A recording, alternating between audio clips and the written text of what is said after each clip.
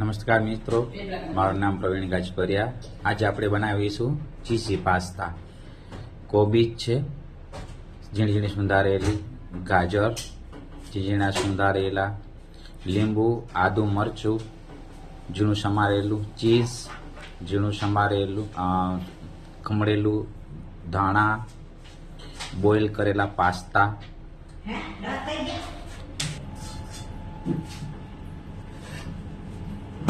ટમેટાની puree અને આપણા જે ઘરના છે રૂટિંગ મસાલા. આ બધી વસ્તુ મિક્સ કરી અને શીંગ તેલની અંદર આપણે પાસ્તા બનાવીશું. રૂટિંગ બધા મસાલા નાખીશું. જેવું થોડું થઈ જાય એટલે એને થોડી વાર હલાવીશું.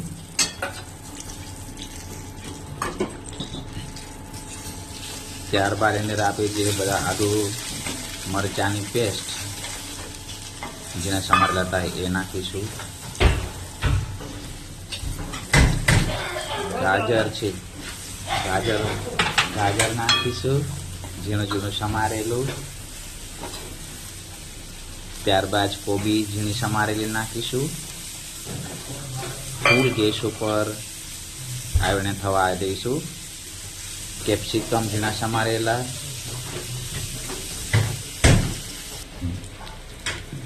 અને ઉપરથી ટમેટાની પ્યુરી નાખીશું.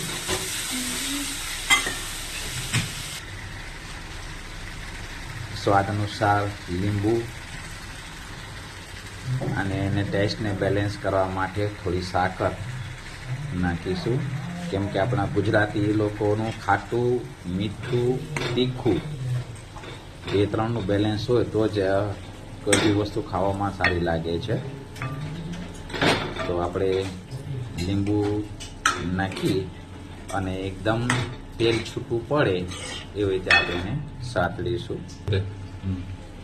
ઉપરથી આપણે ખમણેલું ચીઝ નાખીશું. ત્યારબાદ તમારા ચોઈસ ઉપર ડિપેન્ડ છે તમે કેટલું ચીઝ નાખો છો.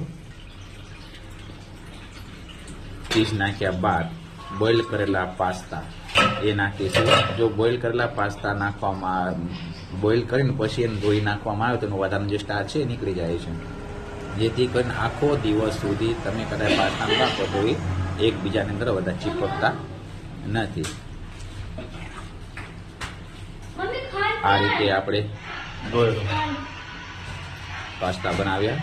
લાસ્ટમાં ફ્લેવર માટે લીલા ધાણા અને સવિંગ હવે અમારી દીકરી ટેસ્ટ કરી રહી છે અને બહુ સારું લાગે.